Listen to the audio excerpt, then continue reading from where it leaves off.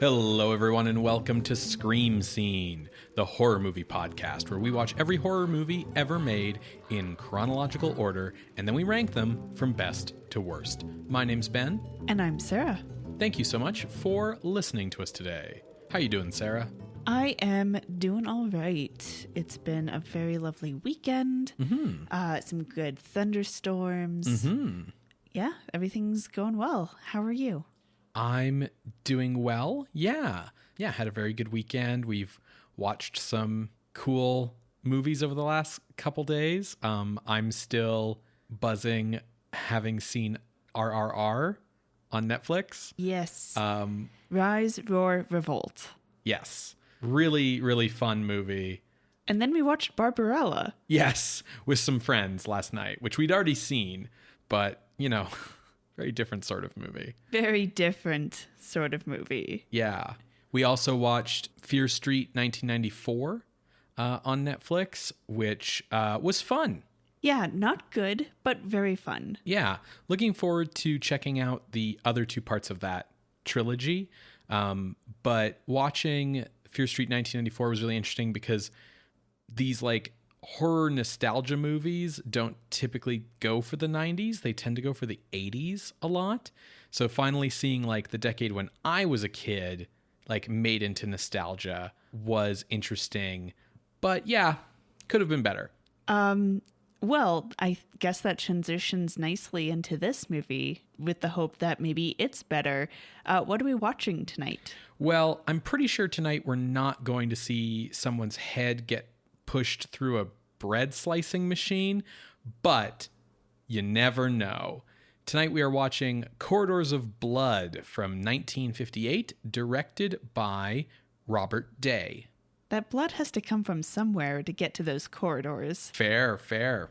So back in episode 236, we covered The Haunted Strangler, a British film produced by John Croydon of Amalgamated Productions and also directed by Robert Day. That film had been one half of a double feature, which they produced for UK distributor Eros Films. The other half of that double feature was Fiend Without a Face. Oh, yes. Now that is a movie. That is a movie, yes. Boris Karloff signed a contract for 2 pictures with Amalgamated, and he appeared in Haunted Strangler, which is currently standing at number 133 on the list, while the Karloff-less Fiend Without a Face ranks at number 30. Bit of a stretch there. Yeah, big divide. So Corridors of Blood would be the second in Karloff's 2-picture deal with Amalgamated during a period of his life when he was living back in the UK. For this second project, multiple ideas were floated around. At one point, they thought about doing a color remake of Dracula, and then Horror of Dracula came out and kind of, kiboshed that idea. They were also thinking about doing an adaptation of Edgar Allan Poe's The Facts in the Case of Monsieur Valdemar. The classic horror tale. Right. That didn't get off the ground. Ultimately, the producers purchased a script by Gene Scott Rogers about the early days of anesthesia called The Doctor from Seven Dials. Now, I don't know much about the early days of anesthesia. I have to imagine it was a pretty wild and revolutionary time for medicine to be able to go from like cutting someone's leg off, and they scream and pass out from the pain and it's extremely awful, to like, yeah, we just put you under, man. It's fine. Why don't you tell me more about it? Well, I think it would be easy to say that since the human race started feeling pain, they started looking for solutions to alleviate that pain. Fair. The earliest attempts at managing pain during surgery come in like medieval times and earlier, like way earlier. And those methods were done with like a mix of like alcohol, wolfsbane, mandrake root, and our favorite friend, opium. Yeah. I mean, yeah. So these were all mixed up in some different quantities, other things mixed in as well. Basically, if it is possibly poison, let's try it. Right. And this was all mixed into a concoction that you would ingest in advance of the procedure. There are some cases where, you'd put it into a sponge, heat the sponge, and then inhale like the vapor off of it. But for the most part, these are liquids that you are ingesting. These are potions. Well, I was trying not to be hocus pocus about it. Yeah, but that's what we're talking about here, really. Then in 1275, diethyl ether was developed by mixing ethanol and sulfuric acid, and this kind of started the gas-based attempts of anesthesia, particularly with nitrous oxide and laughing gas. I didn't realize that ether went back to the 13th century. That's wild. There are many things you don't know. How dare you? So laughing gas, commonly used and still used in dentistry, is nitrous oxide, and was developed and discovered by chemist and physicist Humphrey Derry, who was not a physician in any way, shape, or form. He coined the term laughing gas and identified the gas's ability to limit pain. So I just imagine he bumped a couple vials together and started laughing hysterically and being like, oh, I don't feel pain right now. Sure. Now, I will just point out, it's really interesting looking into the history of anesthesia because there's Eastern medicine and Western medicine. Sure. And they're each kind of figuring it out simultaneously with some crossover of studies and stuff, but a lot of it is happening at the same time. So it's really tough to be this person here invented it. Right, sure. Yeah, you have cases of convergent evolution. Yeah. Mm-hmm. So in Eastern medicine, some early innovators with anesthesia, particularly with Hua Tuo's Mifesin concoction, you can call it a potion. Now he produced this Mifesin kind of concoction, which is basically boiled cannabis during the Han dynasty in China. So 2580. Okay. So super early. But his writings were lost, so that knowledge was lost. And in Eastern medicine, there weren't really any attempts again at anesthesia until around 1785, when Japanese doctor Hanaoka Saishu attempted to create a modern version of Hua Tuo's Mifesin, using a mix of different herbs that he has available. Again, this would be ingested, so it's basically like a potion concoction, and it was used successfully in a mastectomy in 1804. Huh. When it comes to the gas form of anesthesia, that seems to be more of a priority in Western medicine, and this was research largely done by dentists. Sure. So I wanted to call attention to a doctor by the name of Henry Hill Hickman, who was doing experiments in the 1820s with carbon dioxide and animals. Sure. So he was basically putting an animal into a room with carbon dioxide, making them pass out, and then amputating a limb. And then studying how the animal reacted. Did they show signs of distress during the surgery? How were they afterwards? And he wrote an essay about this. He called it Suspended Animation in 1826. But he was laughed at with his results, mocked by the scientific community, and he died 4 years later. Oh, he didn't create a autonomous being made of dead flesh to strike back at those who had mocked him? Huh. However, his work built towards studies in the 1830s with ether, and particularly the doctor that I want to call attention to is William Edward Clark, who in 1842 was doing a dental extraction and was the first to administer an inhaled anesthetic for surgery. Okay. So in the 1840s, there's a boom in using ether or the laughing gas, nitrous oxide, or other related gases for anesthetic use, including chloroform. Okay. So that's in the 1840s. In 1860, coca leaves and cocaine are identified and begin to be used for local anesthetic. So rather than having to put someone under completely, they can kind of numb that particular area. The last piece of anesthetic history, because there is a long history, the last piece that I will kind of call attention to here is, so when you put someone under and there's a chance that you might go too far and they stop breathing? Sure.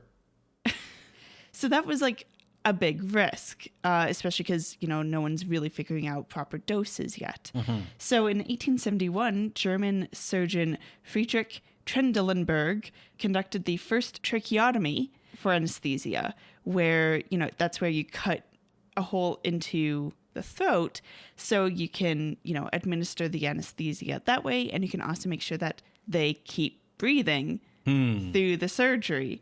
And the reason I'm stopping at 1870 is I know that this film is set in around 1840s to 70s, somewhere in there. And that's also why I wanted to highlight Henry Hill Hickman, because he was literally like experimenting with animals and then laughed at. And I am guessing that that is a little bit of what we see in this movie. Yeah, we'll see. I do believe you're on the money with this movie taking place in the 1840s. As I mentioned, it is written by Jean Scott Rogers. She was born in 1908 in London, and she became involved in the London theatrical scene in the late 1930s. She was appointed to the Royal Society of Arts in the 1940s, and from 1947 to 1957, she worked for the Rank organization before leaving to pursue a freelance writing career, which is where we find her at this time. Later in her life, in the 1960s, she led the campaign to create the Theatre Museum in London, which opened in the 1970s and was like the National Museum for Performing Arts in the United Kingdom. And then the Theatre Museum closed in 2007 due to a lack of funds, 7 years after her death in 2000 at age 92. Okay. Karloff's co-stars here are a bevy of British character actors. Finlay Currie was Balthazar in Ben-Hur in 1959. Francis Matthews had been the Baron's assistant in Revenge of Frankenstein earlier this year. And Adrienne Corey would become the victim of Alex DeLarge in A Clockwork Orange. But the most notable co-star here is Christopher Lee in his first horror role after achieving his breakthrough as Dracula earlier in the year. Does he get lines? Yes, I believe so. Oh, good. I think this is like the only time Christopher Lee and Boris Karloff are in a movie together. I could be mistaken, though. Ultimately, the movie ran afoul of the BBFC, and 3 shots were removed at their request before the film's release: a leg amputation, Christopher Lee stabbing someone in the back, and a character throwing acid in someone's face. However, different cuts exist for different countries. Like the US cut has different things cut out of it than the UK cut. So there's a variety of different cuts running around. I mean, hopefully they use some anesthetic on the film print before making all these cuts. The film was released by Eros in December of 1958 in London, but because of shakeups at MGM at the time, that studio did not release the film in the US until 1962 on a double feature with the Italian import Werewolf in a Girl's Dormitory. Oh my God. The film was a commercial flop in the US. Yeah, when you pair it with that, like, I don't know what I'm going to the theater to expect with that, you know? For sure. Today, you can find this film on DVD from the Criterion Collection, and it is available to stream on the Criterion channel. And both on the DVD and on the streaming version, there's a special feature to let you see the things that were cut out by the censors. Like there's a little reel of the cuts, which is kind of cool. Yeah, you don't normally get that. Normally they just stay on the cutting room floor. Mm-hmm, yeah, stuff was just kind of thrown out back in those days. Yeah. Cool. Well, folks, hopefully you can find a copy to watch along. You're going to hear a brief musical interlude, and when we come back, we will discuss Corridors of Blood from 1958, directed by Robert Day. See you on the other side, everybody.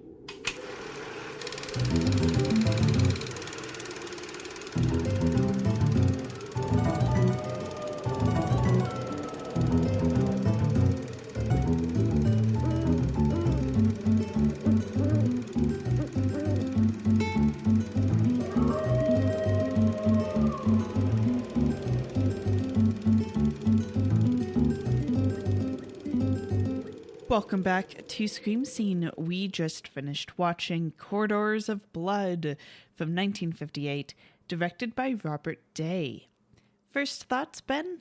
There are no corridors of blood. This movie is an exercise in false advertising. The original title of the script, The Doctor from Seven Dials, much more accurate. Yes. This movie almost positions itself, it's especially by the end, as like a medical biopic of Dr. Thomas Bolton, who is, I looked it up after. There was a Dr. Bolton, but he was born in 1847. He did become a physician, but more for like mental health. Nothing to do with anesthesia. So completely fictional account here. Exactly. Well, why don't you summarize that completely fictional account for us, Sarah? Shocking that a movie would be a fully fictional account, I know. But we are set in 1840s London, and Dr. Thomas Bolton is a surgeon who hates that surgery leads to pain. And seeing the pain that he puts people through, even though this would be like a life-saving surgery. His son, Jonathan, is also a surgeon, and we do have a love story subplot between Jonathan and his cousin, Susan. It's Victorian London. They're cousins, Ben. Yep. Now, Thomas Bolton, he also volunteers his time in the Seven Dials neighborhood.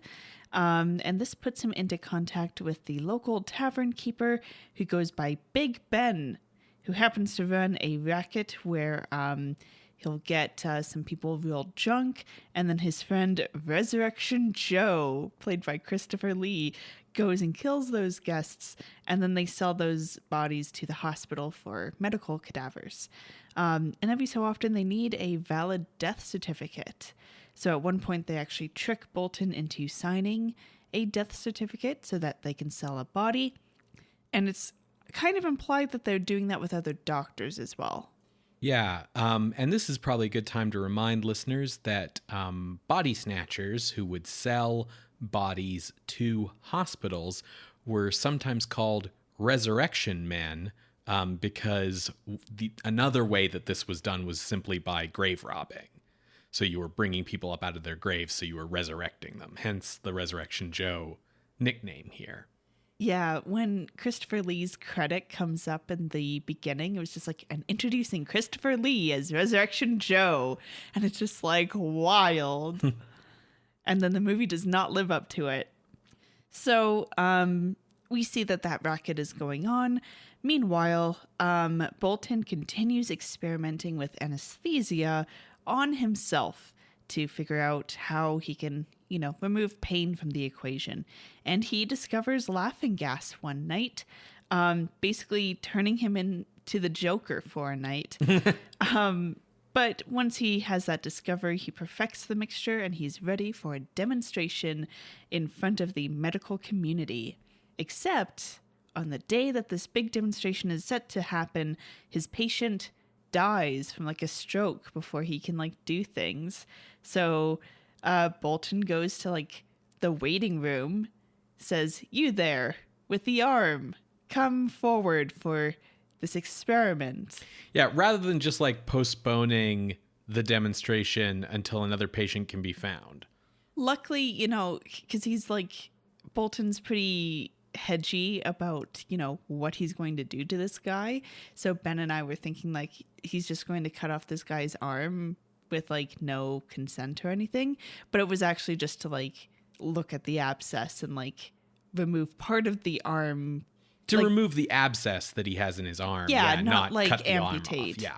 Now, this patient does, go unconscious and then awakes as the knife is on him. So this failure of a demonstration leads to Bolton being a laughingstock.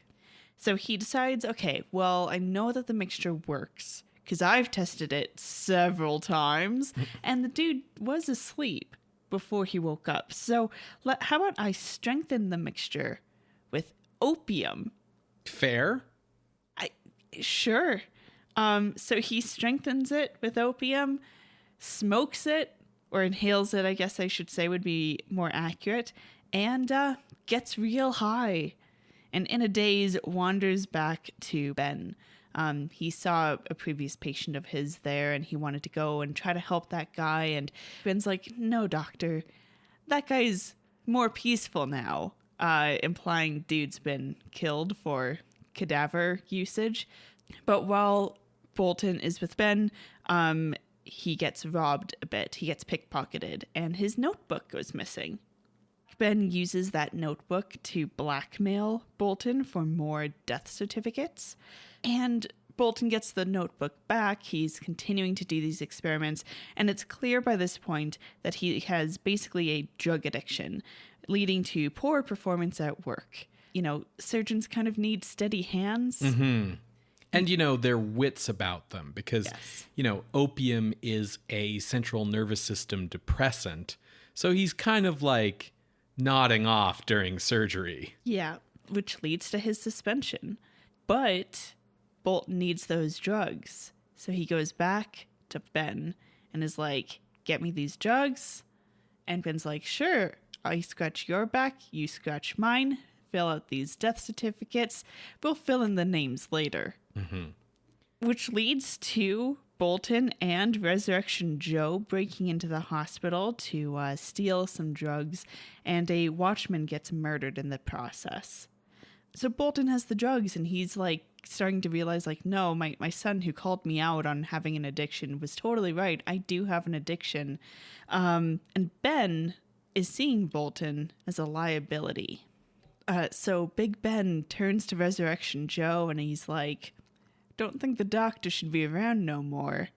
And Joe's like, I know what you mean. Mm-hmm. But just before Joe can actually deal with the Bolton problem, police break into the tavern because, you see, they were hot on Ben's trail with these fake certificates. Thanks to Inspector Donovan. He flies off the handle, but he gets results. Mm-hmm. He has good sideburns and a strong jaw. As the police are breaking in, Resurrection Joe manages to stab Bolton just as Bolton throws a bottle of vitriol, which is another word for sulfuric acid. That goes into Resurrection Joe's face, and that's the last we see of him. But luckily... Another person turned into one face. But Inspector Donovan makes it over to Bolton, who's now like dying on the bed. And he's like, no, bring me my son. Don't take me to the hospital. So Jonathan and Susan as well get brought to the other side of London to this tavern just in time for Bolton to be like, Jonathan, I was addicted. I'm sorry. But continue my work because I do think that we can do pain-free surgeries. Blah. Cut to Jonathan successfully. Oh, what? You've forgotten the fate of Ben. Well, I didn't forget. I was like, I'm just going to stream on by. So during the police raid, Big Ben heads out a window to climb to the roof to get away, and the gutter breaks, and he falls and lands on those spiky fences. Yeah. And that's what happens to him. Would you rather die like that or die with acid to the face? Ooh. Would you rather be Ben or Joe? I think I'd rather be Ben. I mean, both are real bad, but I get the feeling that Ben died quicker. Sure. Yeah.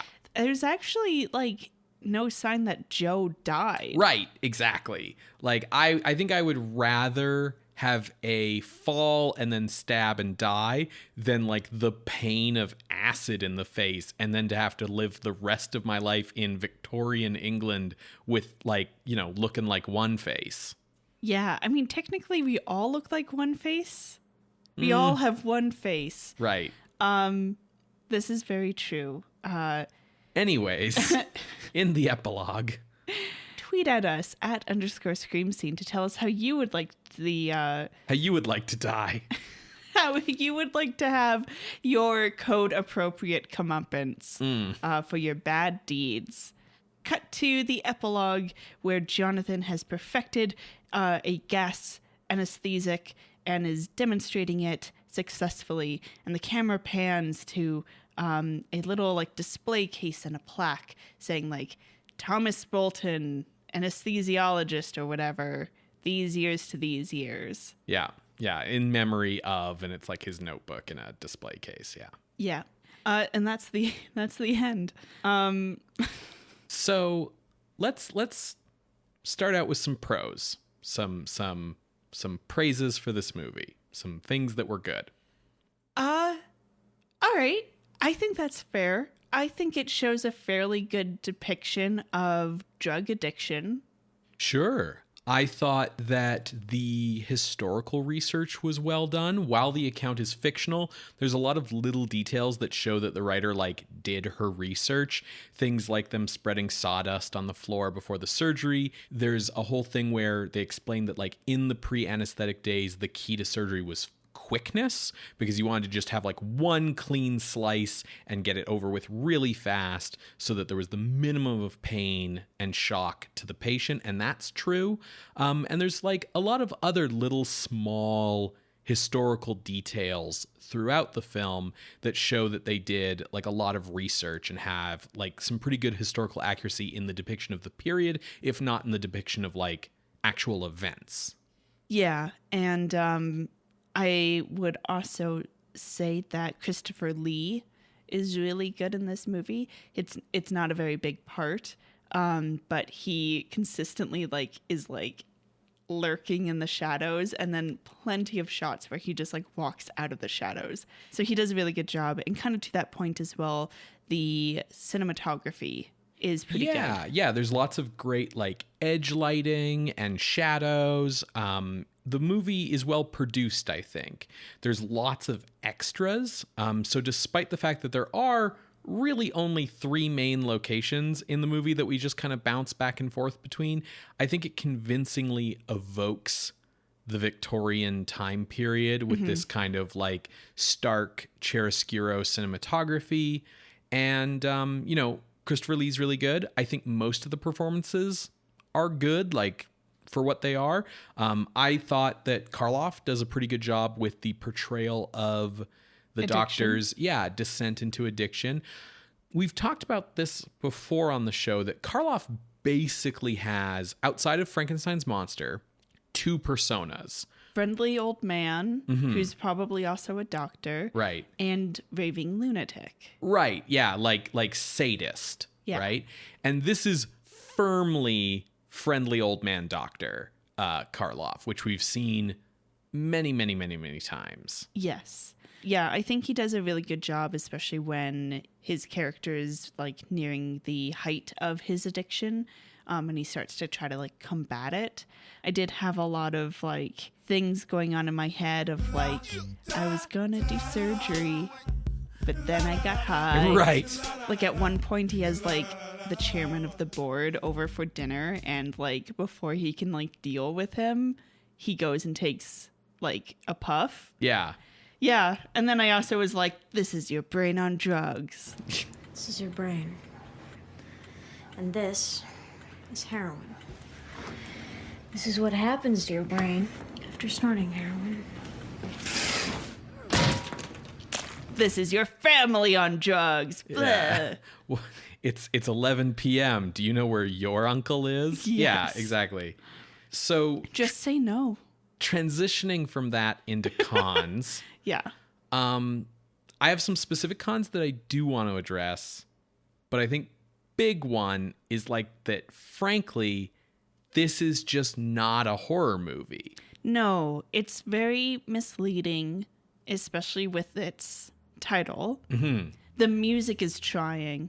Yeah, it's patently false advertising to release it as a horror movie. The title is wrong. The posters, which try to make it look out to be a horror movie, are wrong. Your point about the music is something I wanted to bring up because you were talking about, when he takes the opium.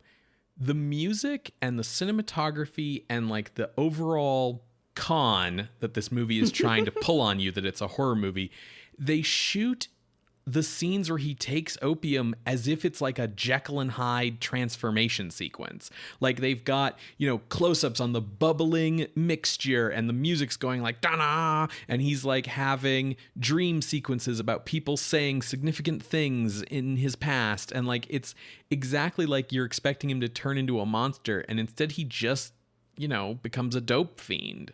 He just gets real tired. Right. Yeah, exactly. Because it's opium. Yeah. This is just a period drama. Mm-hmm. It has a very simple premise of like, what if the guy who invented anesthetics got high on his own supply and then fell in with criminals? Except that, like, as you said at the top, the weirdest thing about this movie is that it's shot as if it was like a sensationalized but still like biopic of the historical guy who invented anesthetics, when it's a completely fictitious guy. Yeah. It's quite an interesting angle to take. Yeah, like I kind of get the idea of like the central premise, like what if the guy who invented anesthetics got high and fell in with some criminals.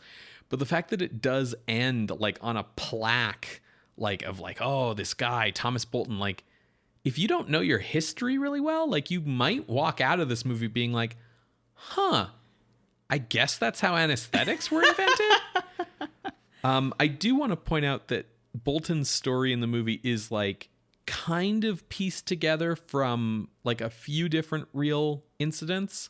Like you mentioned Humphrey Davy in the context setting in Britain, who discovered laughing gas basically the same way that Bolton does here, experimenting on himself and then being like, oh shit, like I cut myself and it doesn't hurt. Not even experimenting on himself. He just happened to mix them and then have the effects. Right. He wasn't like purposefully trying to discover it. Yes. The wildest thing about Bolton's experiments here, compared to what you had said in the context setting, is the fact that he's like, I need to figure out the right dose of chemicals that are going to make me numb to pain and or put me unconscious, but not kill me. I'll just test it on myself. Like that he's not testing on animals first, which you pointed out, like historically is what happened and is generally like what you do when you do these things. Yeah, I mean, maybe the writer was like, I don't know how they're going to make little gas masks for guinea pigs. I think it's just that, like, there's this thing of like, oh, well, like it makes sense that he becomes an opium addict because he's doing the trials on himself. And that leads to the rest of the story. And it's like, oh, well, when you find out it's fictitious, it's like, well, yeah, of course it is.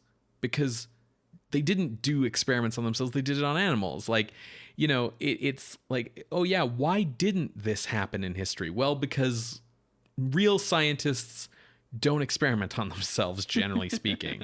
The thing where he has the patient and he administers nitrous oxide and the patient wakes up during the surgery and the demonstration fails and people laugh at him. That happened to Horace Wells in Boston. And then the second successful operation was with William Thomas Green Morton and John Collins Warren, also in Boston. And what's going on in Boston? They have like a really good medical hospital and tradition of academic medicine stuff there. But I think it's important to note that in real life, you talked about how dentistry was kind of the big impetus for anesthetics, right? Yeah. Yeah. The thing that our universal healthcare doesn't consider part of our healthcare system. Right. So, the guy who came up with general anesthesia in Western medicine was a dentist. And then from then on, the anesthetist and the surgeon were like very firmly different people, because it was considered like the getting of the right dose for anesthesia was such a precise science that you had to be focused on that and not be the person focused on doing the surgery. And so it's like, looking at this movie, it's like, yeah, of course he like got overworked and couldn't like do his job right. They kind of show that with Jonathan as well, because Jonathan is just focused on like the breathing apparatus, and then there's other guys doing the surgery. Yeah, you can't be both things.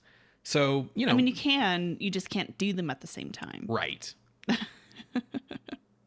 So I know we're on to the cons, but I will just say I did think that the effects with like the knife cutting and the acid and all that were pretty good. Yeah. Yeah.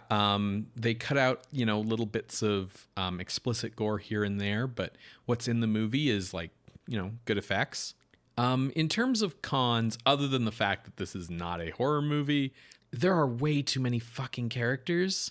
Yeah, there's like multiple named characters at Big Ben's tavern. Yeah. And like it's like important that you know that this guy is the lookout, so that Inspector Donovan can get his like Lieutenant so and so to go and deal with him. Other than the need for every movie to have a breeding couple, the niece and the son basically don't do anything in the story. Like, the son fills the role of like, oh, and after he died, his son did the thing. But really the only role they have in the script is to be someone for Bolton to talk to in scenes. Otherwise, they don't do anything. And then we have two women at the tavern, Rachel, who is like Big Ben's partner, and then Rosa, who like is maybe their daughter, maybe just someone who works there. She's like a hooker with a heart of gold character. And she gets threatened by Resurrection Joe and also some of the guests at the tavern. She basically, the weirdest thing about Rosa is she doesn't serve a purpose, because she's introduced early on as like a hooker with a heart of gold type who, you know, when the shady dealings are going on, she like pokes her head in and is like, oh, what's going on in here? And Rachel and Big Ben are like, you best mind your own business, right? And then the next time we see her is when Resurrection Joe tries to rape her, and Big Ben and Rachel come rescue her because like she's an employee of theirs, and they're like, hey, Resurrection Joe, like, fuck off. And they don't. They pull him off and then say to Rosa, this serves you right for going after Joe. Yes. Yeah. But she never did. Yeah. I was sort of getting to that, yeah, they save her, but then victim blame her. And then that's it. Yeah. Like, you expect that there's going to be a third appearance of her in the third act where maybe she's the kind-hearted person who like goes to the police and is like, hey, Big Ben and Rachel are doing skeezy things. And then Inspector Donovan's like, this is the evidence I need for the raid. But like, that never happens. She just vanishes from the story. So she's a completely extraneous character.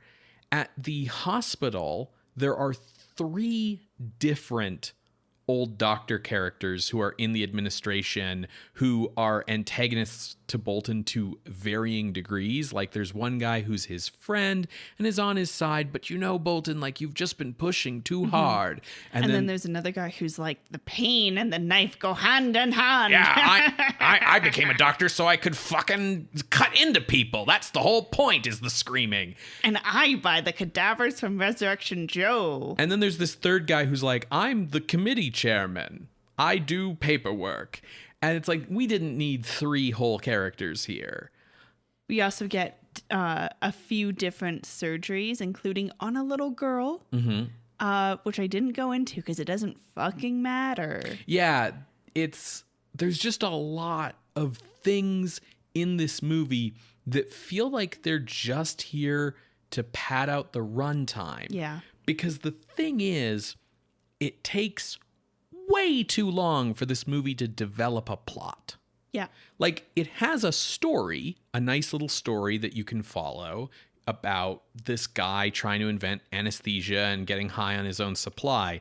But the plot is, this causes him to be blackmailed by criminals. He falls in with these criminals who are doing this cadaver scheme, and therefore, like, in order to get his drugs, he has to do these death certificates, and he's involved with the criminals. he doesn't really get involved with the criminals until an hour into the 1.5-hour runtime. I mean, the criminals are set up.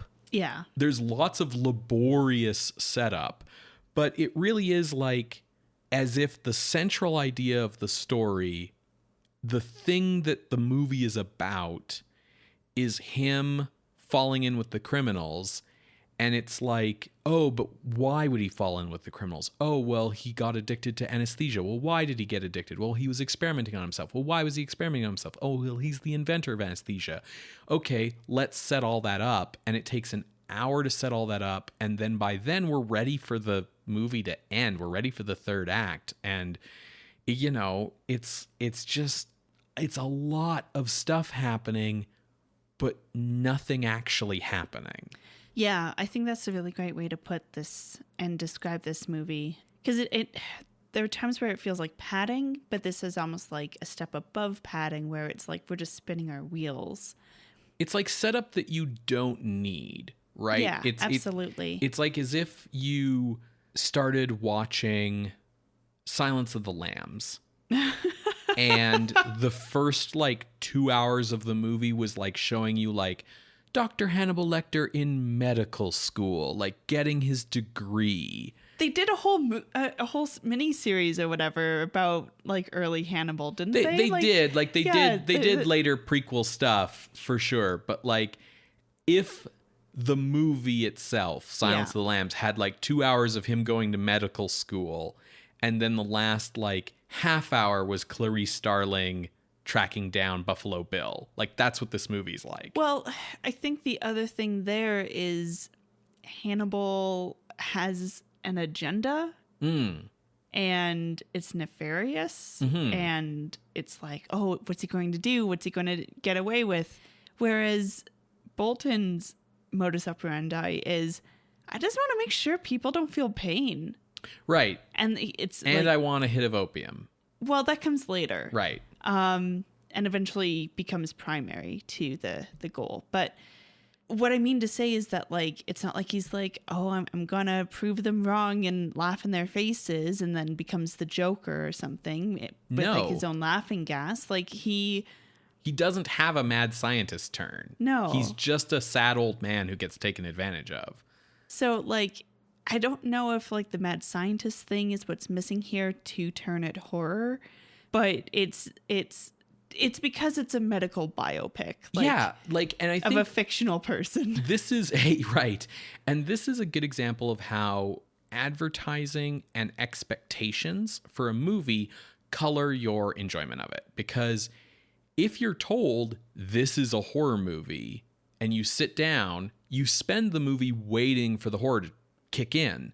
And you're like, yeah, he's going to turn mad scientist. This is Boris Karloff in a horror movie, and he's gotten laughed at by the establishment. But like, him getting laughed at by the establishment doesn't happen until halfway through the movie, because the movie's not about Boris Karloff, mad scientist. It's about Thomas Bolton, the fictional inventor of anesthesia. And you're waiting for the horror to kick in, and you're waiting and waiting.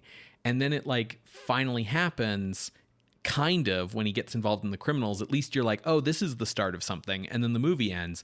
Whereas if this movie had been like advertised as like a weird like what if this had happened and this is a medical drama, like if it had been advertised as a medical drama or a crime drama or something, I think it wouldn't feel like it was biding time, because all of those early things would just feel like part of the story rather than feeling like the preamble to a story that never really arrives.